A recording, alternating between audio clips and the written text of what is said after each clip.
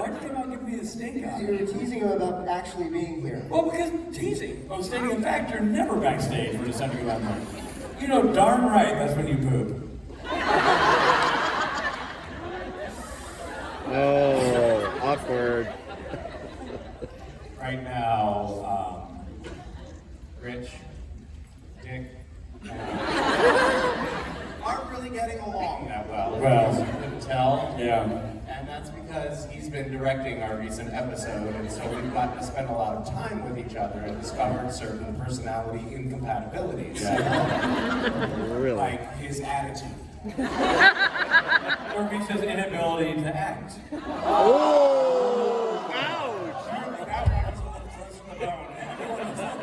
I can't believe Rich calls like calling that. That's like calling a short person short. What do I have to do with that?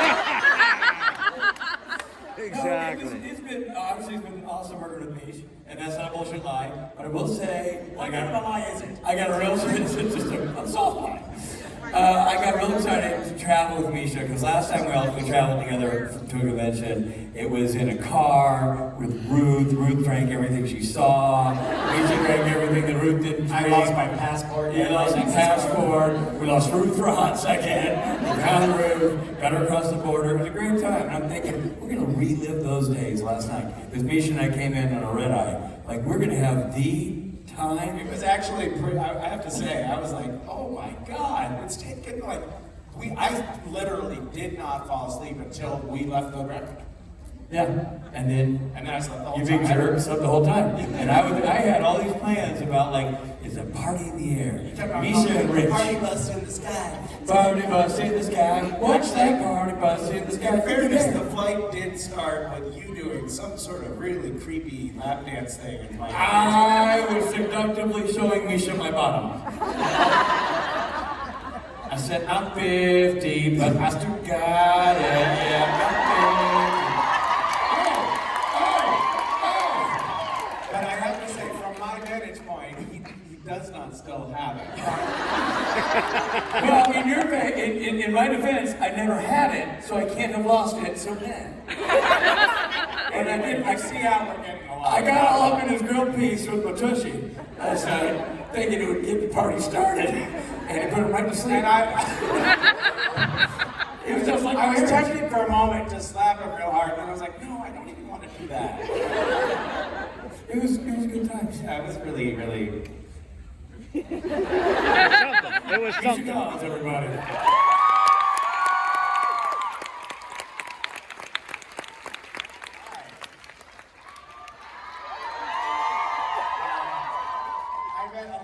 A little man about this tall, dressed as Castiel, and one of the staffers said, "Who are you dressed as?" And he said, "Daddy." And that made me suddenly like, oh, I'm a little bit uncomfortable because I don't know what the paternity laws are in Canada. No, don't worry about it. Well, no, I mean, I should be saying sorry too. Like, it's a two-way street.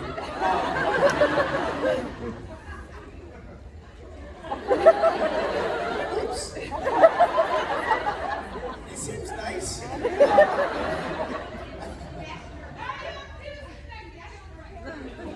That's another? There's another.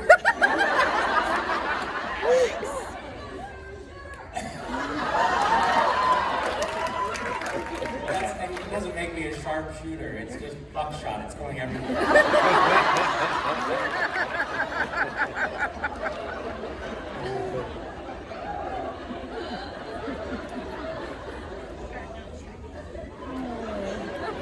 They made a TV series out of you. It's actually pretty terrifying. What?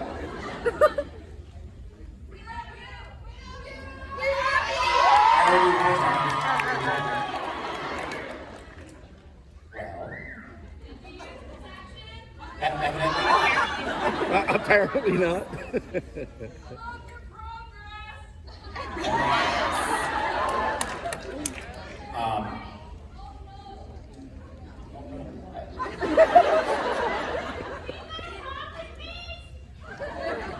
Will I go to prom with you? Why did everybody go, oh? Everybody knows like it's one of the terrifying moments in a person's life to ask someone to prom and then be rejected and you're afraid I'm going to reject him, I can't see you.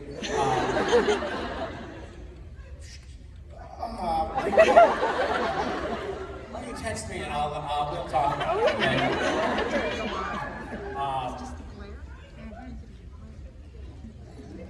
Okay?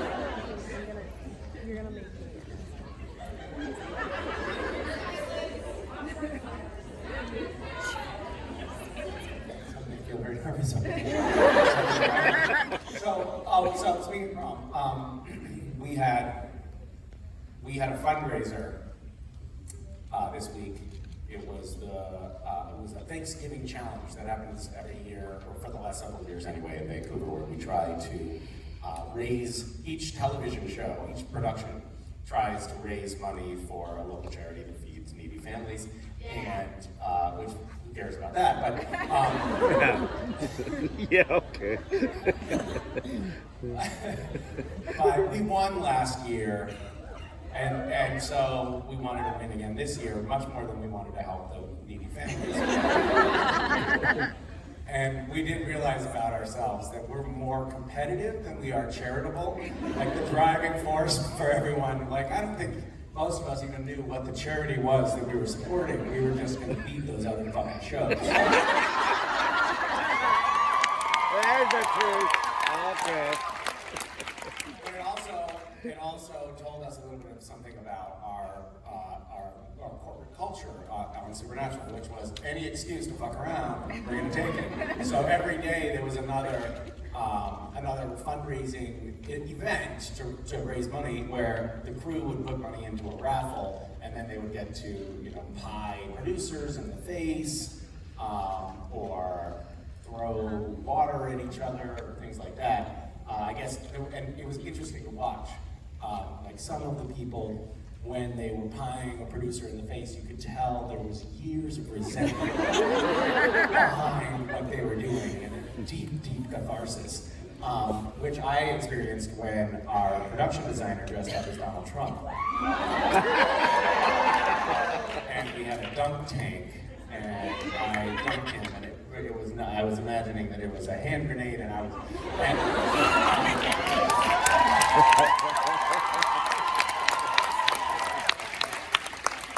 But on the last day, the wardrobe team, which was sort of spearheading the fundraising effort, approached Jared and Jensen and said, would you guys mind dressing up for this afternoon's fundraising pie throwing in the face challenge?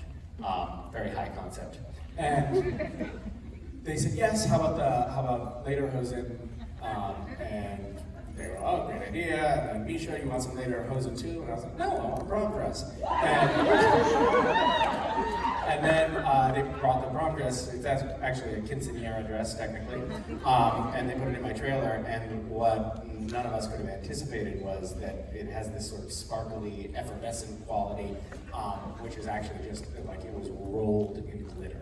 And so my trailer, every nook and cranny, and every nook and cranny is filled with glitter from now until the end of the show, for sure. So that there will be a constant reminder for me of the dress and wearing it. By the way, it was very challenging to get when they started. At the end, they came after us with pies, which hadn't been in the contract, and I got out of that dress so fucking fast.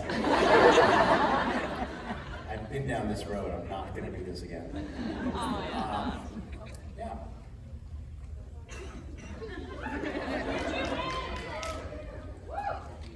Of course we won.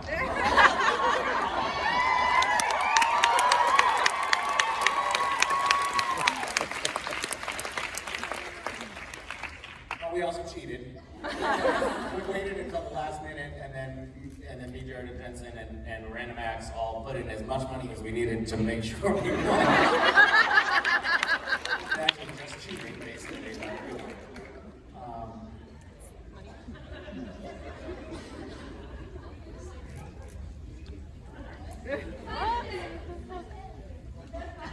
What happens if we don't follow the normal format?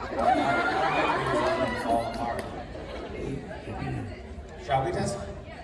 I am testing it. I'm just staring at you awkwardly.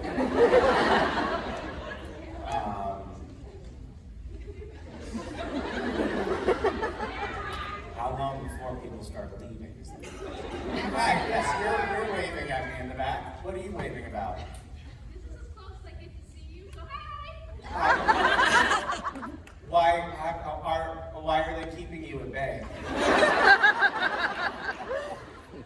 Have you been marked as a potential threat? What's that? Oh, really? What country are you from?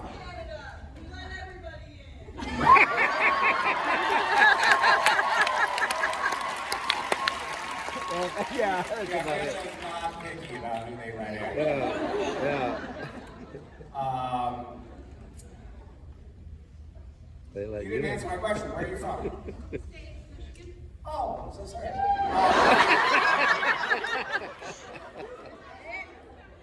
I just see now angry gesticulating. I can't hear you anymore. Anyway, sorry about the restraining order.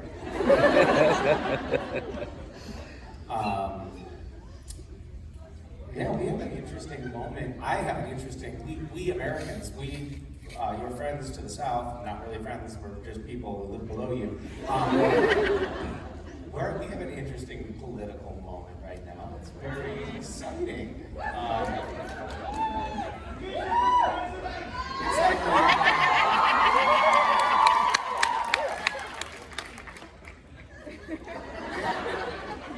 like it makes me question a lot of things about our system. I mean, obviously, democracy doesn't work. We learned that.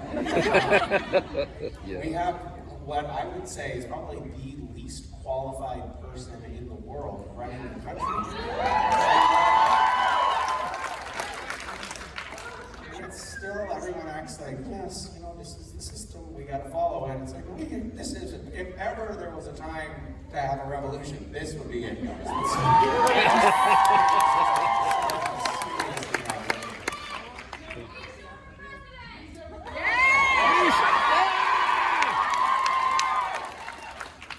Okay. I don't know if you guys know how our system works, but you have to be a U.S. citizen to have any say in the. Oh, actually, no, you don't. You can be from Russia.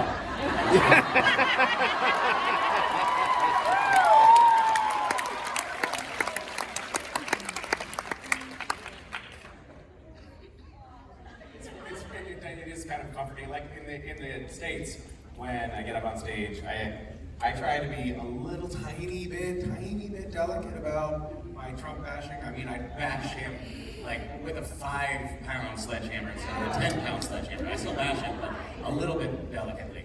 Here, I feel like I don't have to do that.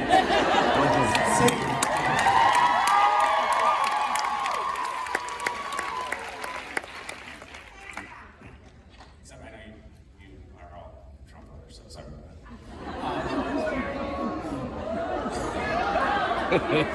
These four right here are Trump voters. We'll find them in the parking lot after.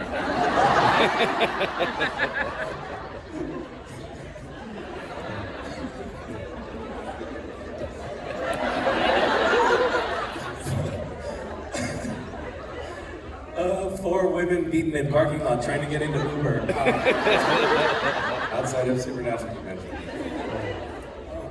Most violent event in Canada in the last 6 years. Hi, you have a question for me? What is it? I'm in my junior year of high school, and Congratulations. I'm learning a lot about life and like things in it, like social connection and everything else. And I can only imagine you as a celebrity. Wait, you're learning about life or reading about life? Learning. I guess. Okay. What did you say?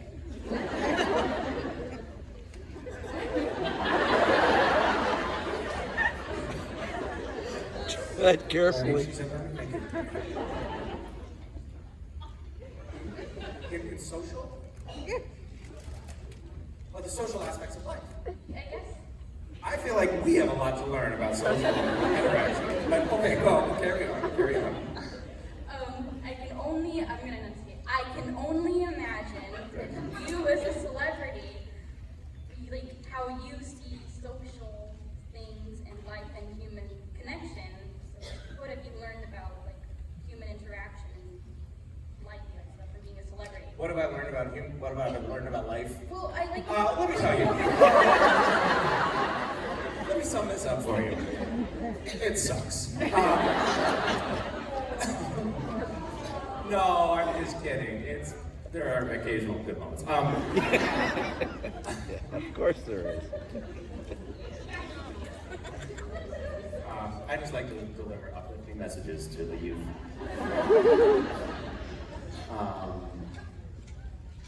Well, it is a very interesting phenomenon to be, I guess, semi-famous because you.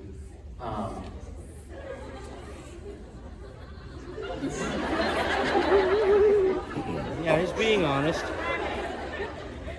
Because there's a very common interaction that I have, which is I'll meet somebody who knows me, but I don't know them. And that's an interesting dynamic to be a part of because people often feel like we have a real connection because that's how connections form. You see a face over and over again, you get to know that face, you read things that they say or watch videos and it feels real. I'm not real. I'm a robot. A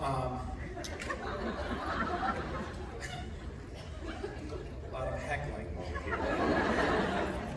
You guys are in timeout.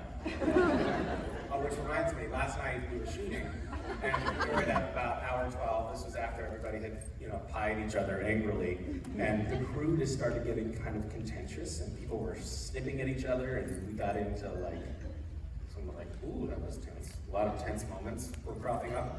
And the first AD all of a sudden was like, okay, everybody, 7th inning stretch. Everybody, I want you outside for 10 minutes. We're taking a break. Which has never happened before.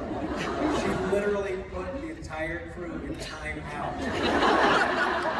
When they were collecting overtime. Like, we were at over the 12-hour day at that point. And she's like, everybody outside. I don't want anybody in here. Go get a fresh air. Out. You get out of here. I don't want to see your faces. It's kind of amazing. Then we went outside and fought with each other.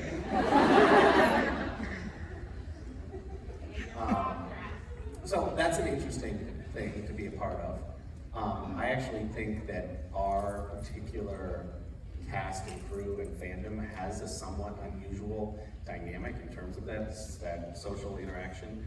I think a lot of people who are on TV tend to be really, really walled off when it comes to fans or viewers, and we only have a partial wall, like Trump's wall. And if you work hard, you can go around it, Or underneath it.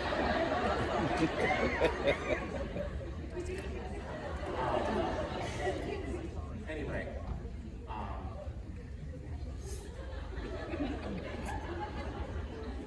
there are lots of, I could talk about this forever, but I won't, because I don't really have anything profound to say. But thank you for broaching the topic.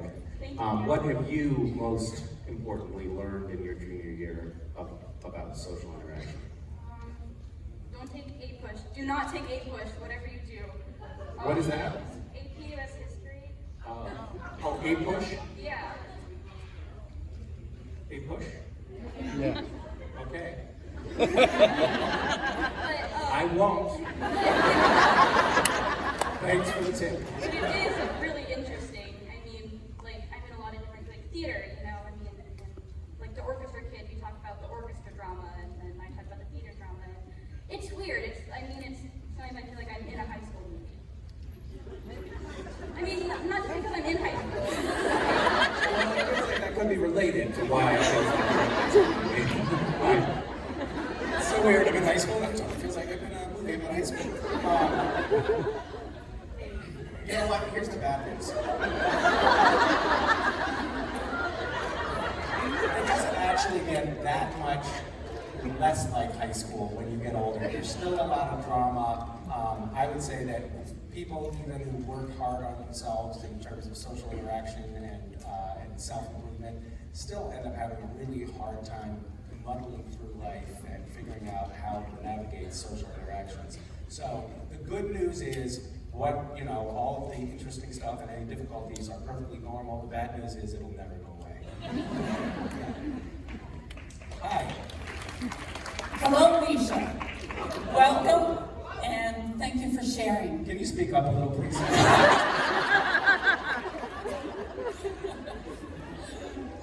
How do you manage the separation between the character Castiel and the person Misha? Oh. It can be challenging sometimes, because there are places and times when, if I am not in character as Castiel when we are rolling on camera, the scene is not going to work. And likewise, if I am in character as Castiel when I'm having sex with my wife,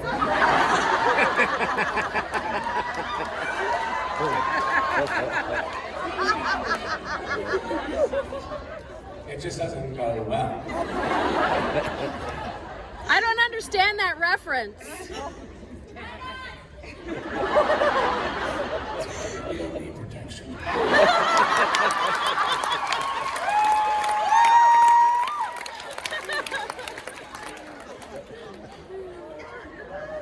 So I try to be really judicious about when I'm in character and when I'm not.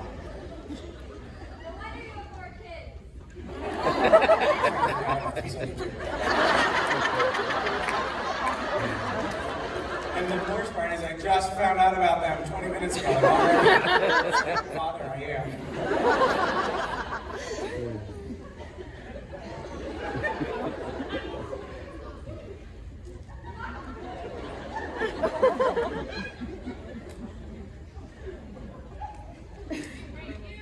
She's still standing there.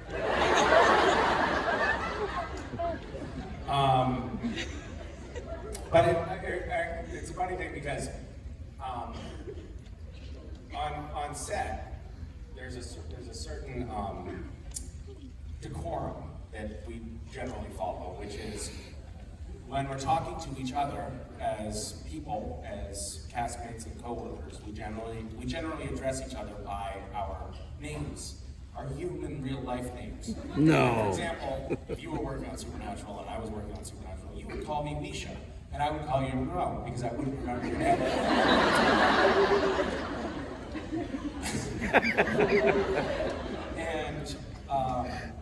And Richard Spade says, "Hey, great, everybody great, keep rolling. Cass, when you walk in the room, I don't think he knows my name." Yeah. So he has a hard time with the transitions. Okay. There. Hi, Misha. Hello.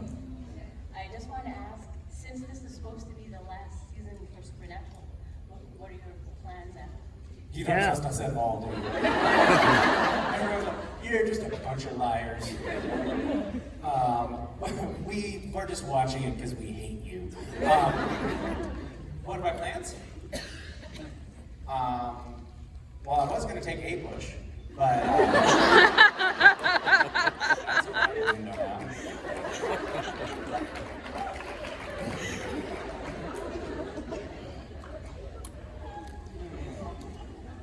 I have to say, I really don't know. I'm trying to.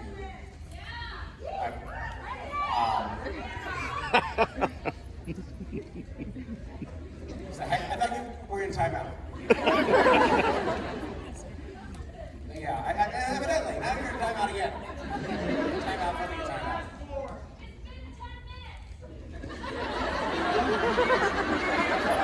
Literally like my children.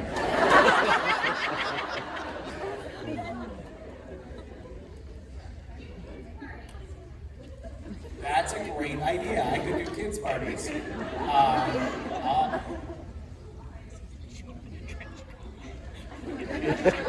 Not It really with is. a trench It's coat. heavily infectious. It's that whole section of the room. It's not just one person. They've seated all of the bad kids together. trying to. I guess for the moment, I'm trying not to. I'm trying not to sign on to anything because I'm really not sure what I want to do, and I feel like I need a big chunk of time in order to figure out what I want to do. And I don't want to make an impulsive decision because the last time I did that, I got stuck on a show for 12 years. And you never look back. I love the idea that I've been trying to get off the show. It's like I started out, I was like, I gotta get out of here, I'll just act badly. And that didn't work. I started showing up to work late, and that didn't work. So I showed up drunk, that didn't work.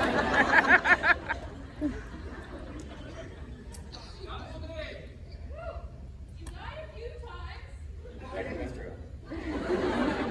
You're in timeout. So I guess I'm trying to actually figure that out, and I'm giving myself as much space and time as I can to figure that out. I've had some conversations about, with people at the CEO network about what do you want to do next, and I just say I don't know, which is a great way to really torpedo your career. But I don't know. Move to Australia. Yeah. No. Okay, that's an option. We have 3 options.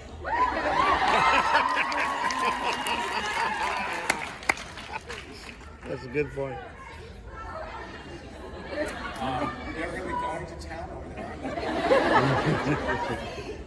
I want to have, I don't even know if they've invented this yet, but I want a group muzzle. Thank you for asking. Thank you. Hi, how are you? Good, how are you? Good. I want to know, what was your favorite betrayal moment on the show? Betrayal? Yes, betrayal, yes.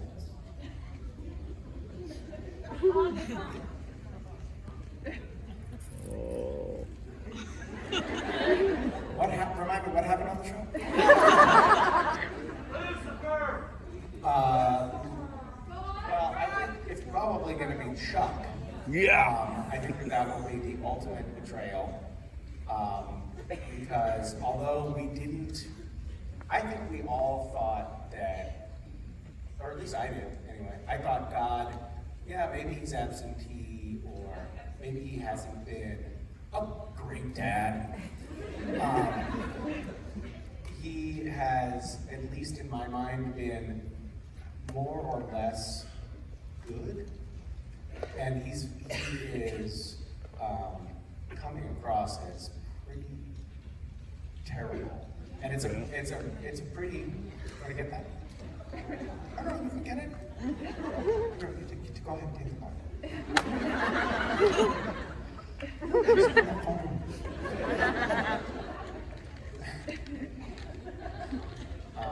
It could be important, you're not even looking at it. What if it's your mother?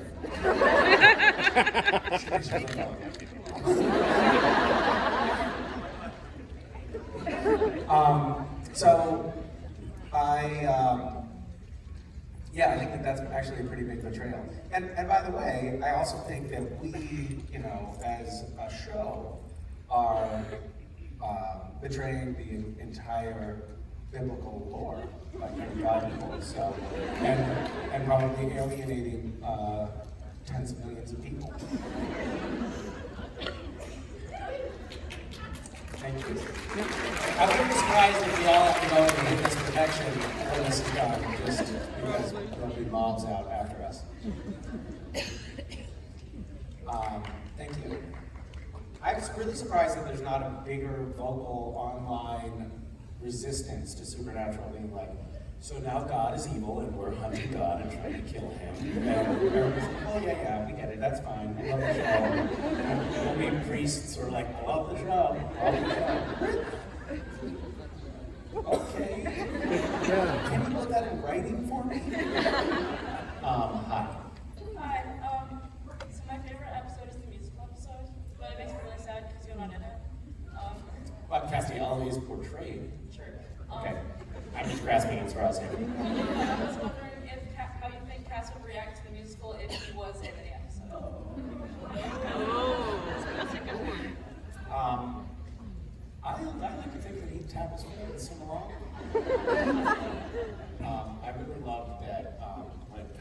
was rocking that when he was a babysitter.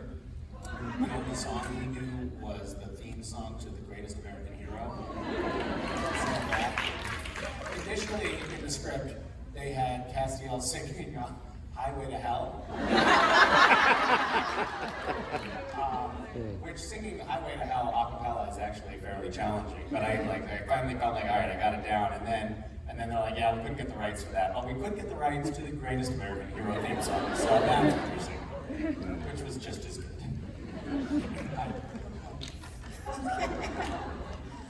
I've noticed that you're really very good at being in the moment, and I was wondering if you had any tips on practicing mindfulness and just being in the moment, enjoying the moment. I wish I felt that what you're saying was true. Thank you for saying that. I think life is much better when you are in the moment, and I spend much of my time lamenting the fact that I'm not in the moment, or escaping the moment by going onto my phone and looking at news of Donald Trump. You should have asked this, because I don't want to give an earnest answer and everyone's going to be annoyed. I was really not in the moment, like 16, 17 years ago, and really having an existential crisis, thinking I was going to quit acting, didn't know what to do with myself, felt like everything was meaningless, but also felt really distractible and really not present. And then I sort of happened into meditation. Somebody I knew had started meditating and really liked it, and I was like, oh, all right, maybe I'll try that. And I went online, and the first thing that popped up was this 10-day silent meditation retreat, and I was like, well, I don't have a job. So I went and did a 10-day silent meditation retreat, which was with this particular teacher, this particular school, it's mindfulness, use of mindfulness, that's why I bring it up. Mindfulness meditation, which is basically like you just sit there for 13 hours a day on a mat, silently trying to pay attention to like sensations on your body or your breath or something really, really fucking boring. And when thoughts inevitably come into your mind, you just gently, let them go. And when you notice, oh, I'm fantasizing about, role-playing as Castiel, you just gently push that out of your head and go back to focusing on your breath or your sensations in your body. And then I found it to be incredibly beneficial. And when I went back to regular life, I had a miserable experience, by the way. Those 10 days were awful. But then I went back to regular life and found, oh, wow, I'm a lot more in the moment now than I used to be. And so I've done like 15 of these 10-day silent meditation retreats. I've squandered probably 6 months of my life doing that. But I would say without it, I would be a total catastrophe. And now I'm just a partial catastrophe. And I would recommend mindfulness meditation. I do it pretty much every day for at least 20 minutes and more when I have time. But it's very helpful. I'd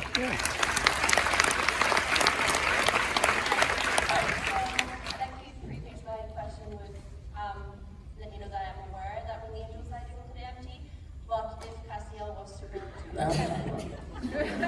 I'm just kidding.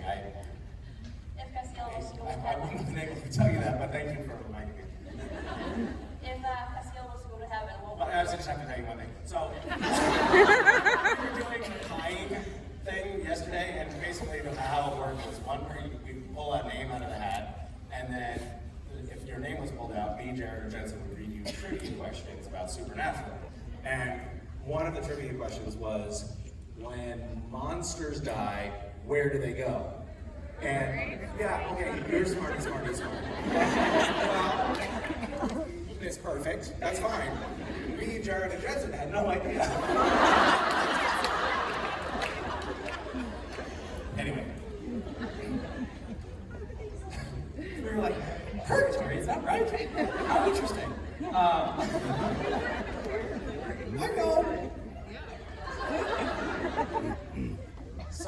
I'm sorry she cut you off. Yes, go ahead.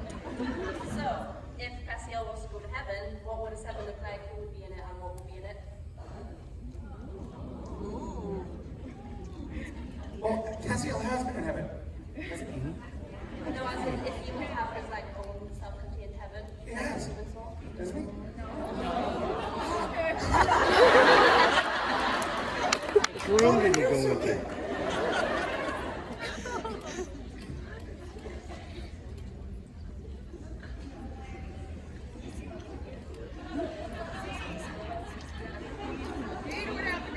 not going to say what you people are trying to get me to say.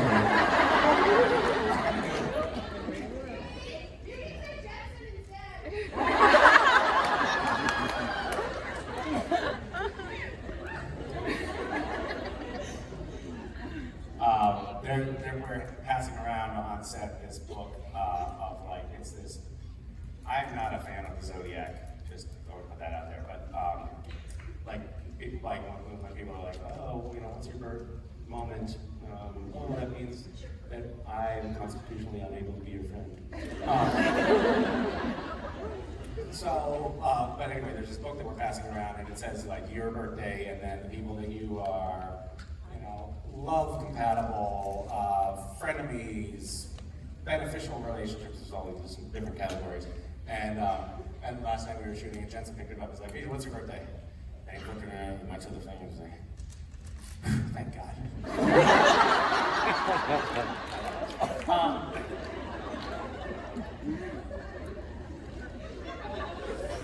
Can I plead the fifth?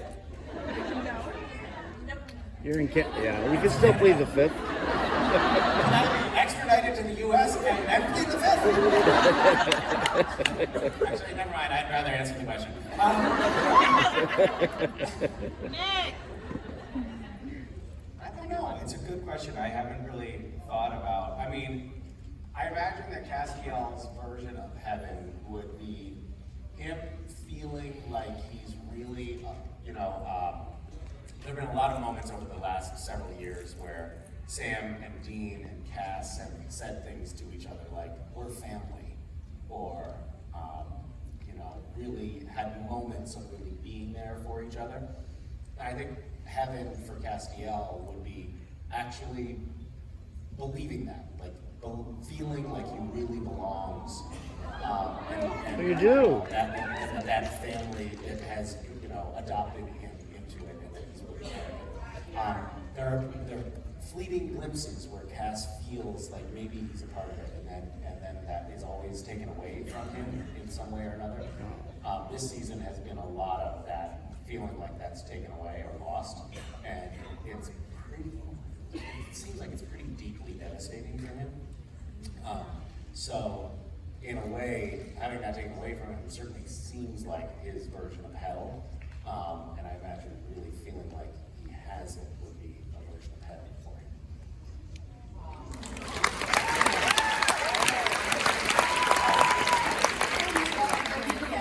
Hi, Juliet. My question was, have you ever worked with a co-star on the show who's really surprised you? Yes. I'm thinking of two examples recently. One, an actor, now I'm forgetting his last name, but he plays Sergei on the show, and he is reprising his role. His real name in real life is Dmitri. Can't remember his last name. But he surprised me quite a bit because I tried to make him break. I tried to make him laugh when it was his coverage several times, and it was almost like he wasn't listening to me. Really was stone-faced. He did a great job of not reacting. We have recently been shooting with Jake Abel, who is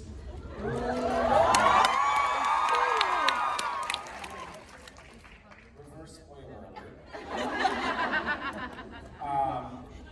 And he is, I will not give you enough details to really spoil things, but he's reprising his role as Adam on the show.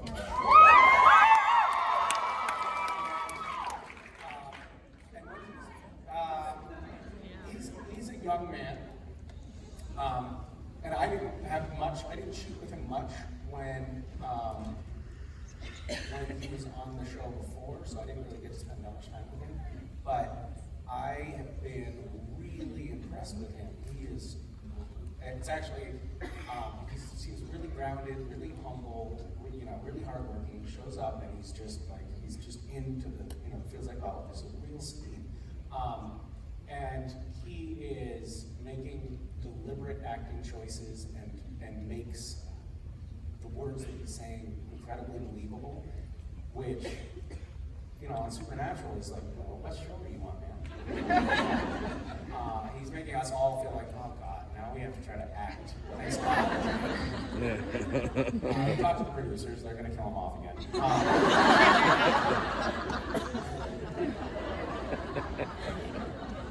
But it was interesting, it was surprising, like, oh, you're really delivering it here, man. Okay, hold on, I'm gonna learn my lines. Fine. But yeah, he's been really surprisingly excellent. And by the way, it shouldn't be a surprise, but the last time he was on the show, he was like a kid as far as I was concerned. He was just, he was so young. And now he's matured into, over the course of 10 years, into a really commanding actor. He's doing a really great job.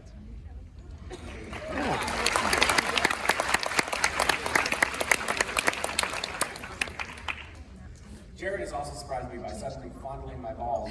Oh, yeah. No matter how many times it happens, I'm always a little surprised. Hi. Nice seeing you again. Nice seeing you. Thanks. So I am personally a fan of your accents, and one of them in part 6 was my favorite movie. Oh, my goodness. How did you see part 6 was never even released? Well,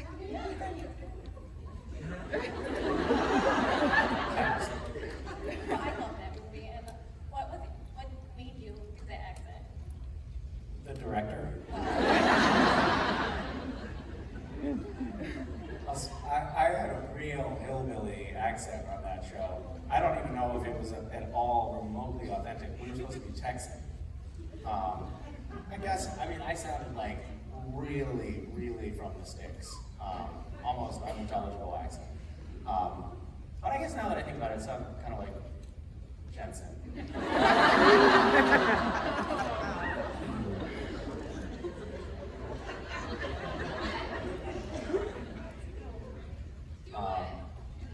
I don't even know if I could. I know that I had one line which was, I was channeling, basically the movie is about this family who lives in this rinky-dink little trailer, and one of the family members who's bedridden and very overweight he just lies in bed all the time, but all of a sudden God is speaking through him, and God tells him that we as a family have to build a golf course. And so Walter, the bedridden guy, is channeling to me the messages from God, and I'm taking inventory, and he starts describing one of the holes of golf that we have to build, and he says, got a dog leg going past the 4th green, and then it's in a square shape. I get it. Everything in the world is a square, except for my character in that movie, but I committed to it 100%. All right, thanks. Thank you.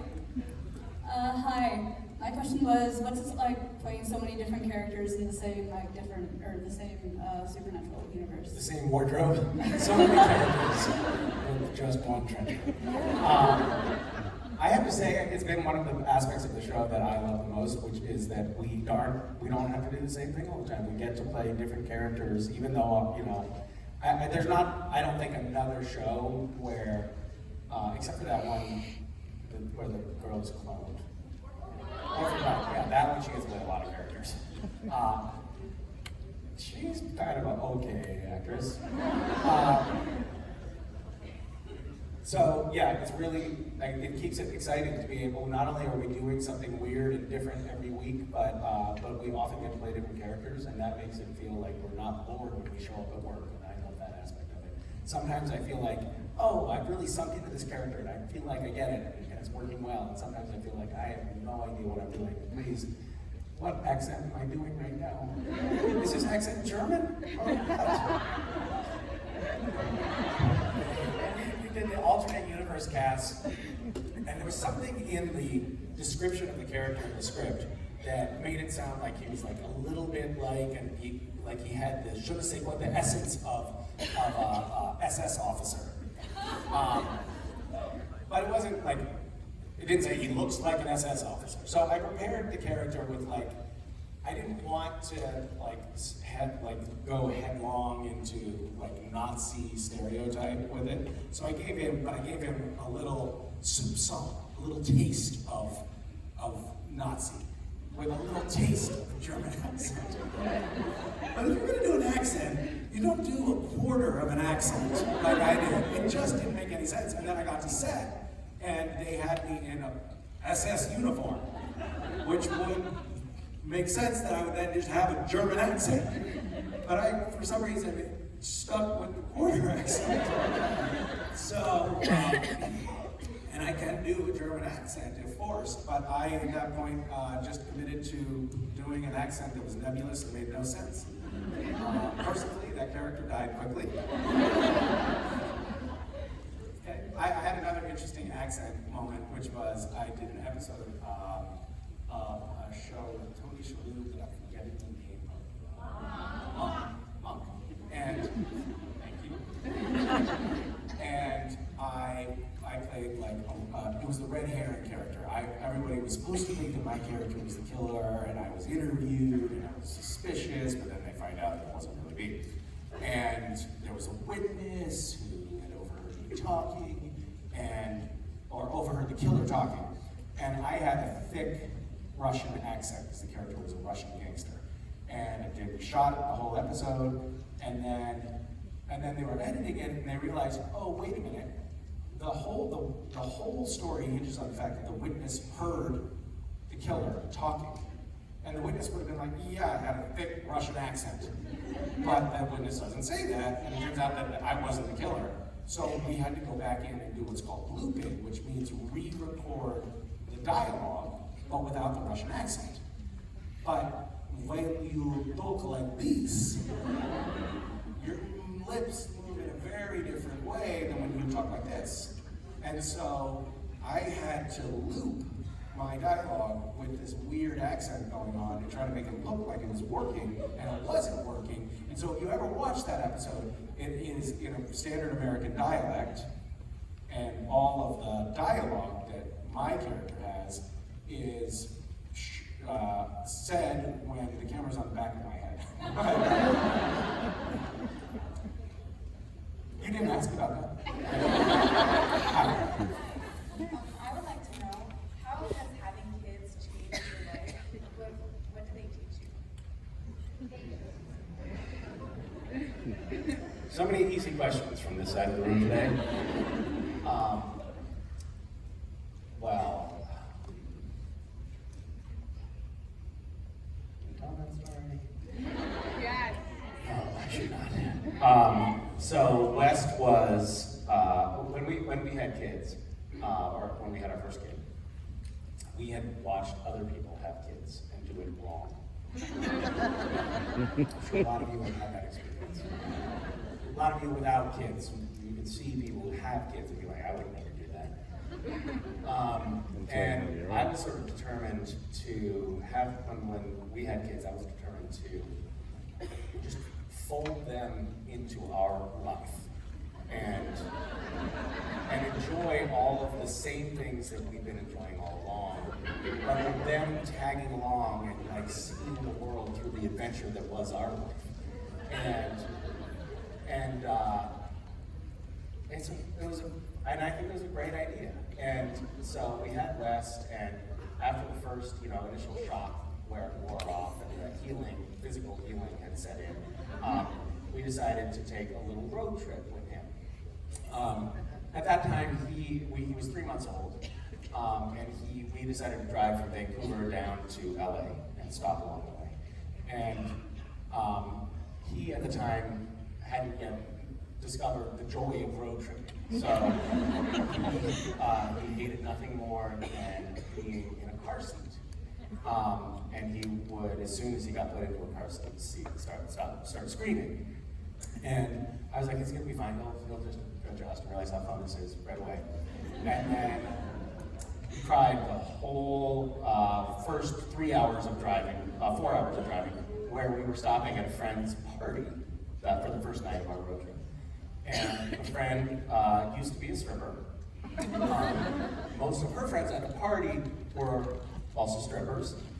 And I have a photo in my hidden photos file with West sleeping swaddled on a bed with two pretty much entirely naked women dancing right next to him.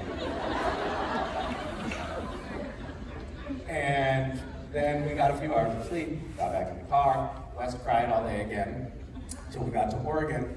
And by the time we got to Oregon, he had cried so much that his cry was like, he lost his voice. And I was like, yeah, it's gonna be great. He's gonna turn around and he's gonna realize how much fun we're having.